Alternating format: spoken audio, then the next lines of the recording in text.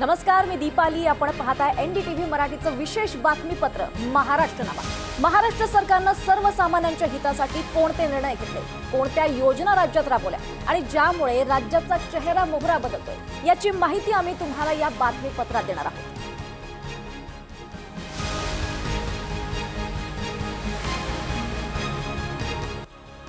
नागपूर ते पुणे हा प्रवास आता फक्त 12 तासात शक्य होणार आहे. पंतप्रधान नरेंद्र मोदी यांच्या हस्ते आणि मुख्यमंत्री देवेंद्र फडणवीस आणि केंद्रीय परिवहन मंत्री नितीन गडकरी यांच्या उपस्थितीत नागपूर येथे नागपूर ते पुणे वंदे भारत एक्सप्रेसचा शुभारंभ कार्यक्रम संपन्न झालाय.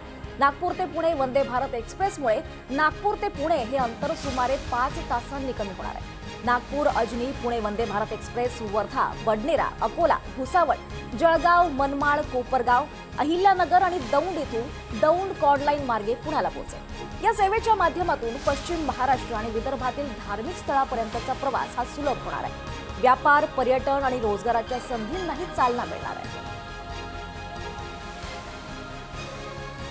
समाज माध्यमांवरून आक्षेपार्ह पोस्ट केल्यानं जातीय धार्मिक दंगली उसळण्याची शक्यता असते. अशा गुन्हेगारीला आळा घालण्यासाठी जगातील सर्वोत्तम यंत्रणा महाराष्ट्राकडे आहे. अशा लोकांना हुडकून त्यांच्यावर तात्काळ कारवाईसाठी गरुड दृष्टी ही टूल महत्त्वाची भूमिका बजावत असल्याचं प्रतिपादन मुख्यमंत्री देवेंद्र फडणवीस यांनी केलंय. आपल्या मोबाईलद्वारे आपली आर्थिक फसवणूक झाल्याचं लक्षात आल्यास शक्य तितक्या लवकर 1930 आणि 1945 या क्रमांकावर नागरिकांनी संपर्क साधावा असं आवाहन सुद्धा त्यांनी केलेलं आहे. गरुड दृष्टी सुरू झाल्यापासून आतापर्यंत सोशल मीडियावरील 30,000 पोस्टची तपासणी होऊन 650 आक्षेपार्ह पोस्टची नोंद घेऊन त्या संबंधित प्लॅटफॉर्मवरून हटवण्यात आल्या. गरुड दृष्टी गुन्हे प्रतिबंधासह समाज माध्यमांवरील ट्रेंड्सचं विश्लेषण, संशयास्पद खातं शोधणं आणि तत्काळ कारवाई करण्यासाठी उपयुक्त आहे. सरकारच्या या धोरणात्मक निर्णयानं सोशल मीडियावरील गुन्हेगारीला आळा बसण्यास मोठी मदत झाली आहे. आज देशातली सगळ्यात रोबस्ट सायबर सिक्युरिटी आणि सायबर क्राईम डिटेक्शन व्यवस्था ही महाराष्ट्राकडे आहे. जगातले सगळ्यात बेस्ट सगळे टूल्स, सगळे लायसन्स सॉफ्टवेअर्स हे आपल्याकडे आहेत. सायबर फ्रॉडमध्ये ही गोल्डन अवर असतो की ज्या गोल्डन अवरमध्ये जर याची माहिती 1930 किंवा 1945 वर गेली तर अतिशय तात्काळ इंटरव्हेन्शन करून सगळे त्या ठिकाणी अकाउंट फ्रीज करता येतात आणि या सगळ्या गोष्टी आपल्याला थांबवता येतात. बीड जिल्हा परिषद आणि सामाजिक न्याय विभागातर्फे आयोजित मिशन साथी योजनेचा शुभारंभ उपमुख्यमंत्री अजित पवार यांच्या हस्ते करण्यात आला.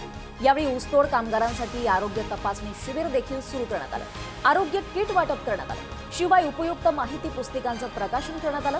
या कार्यक्रमाच्या निमित्तानं सर्वांनी बालविवाह रोखण्याची प्रतिज्ञा घेतली आणि समाजात सकारात्मक बदल घडवून आणण्याचा मानस व्यक्त केला.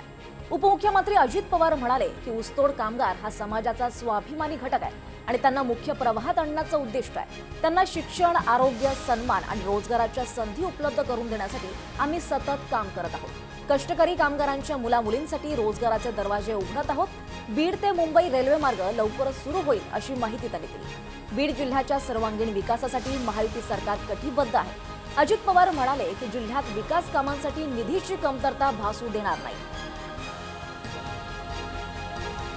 अंबरनाथमधील चिखलोली इथे बांधण्यात आलेल्या नवीन दिवाणी, कनिष्ठ आणि न्यायदंडाधिकारी प्रथम श्रेणी न्यायालयाचं उद्घाटन मुंबई उच्च न्यायालयाचे न्यायमूर्ती श्री गिरीश कुलकर्णी आणि उपमुख्यमंत्री एकनाथ शिंदे यांच्या उपस्थितीत करण्यात आलं.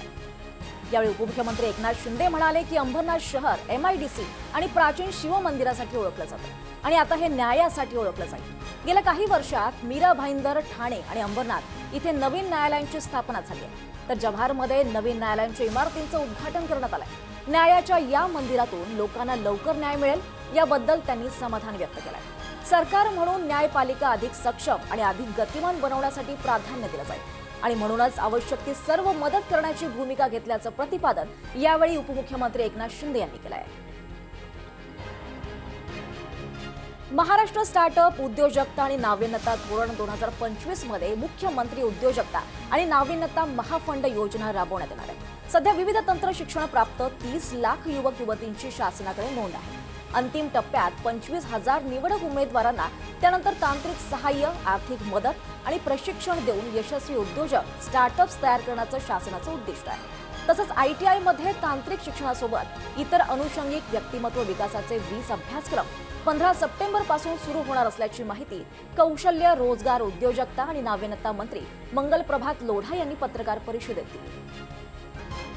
तर या होत्या महाराष्ट्रातील या आठवड्याच्या महत्त्वाच्या बातम्या. पुढच्या आठवड्यात पुन्हा भेटू अशाच नव्या आणि तुमच्यासाठी महत्त्वाच्या बातम्या घेऊन. धन्यवाद.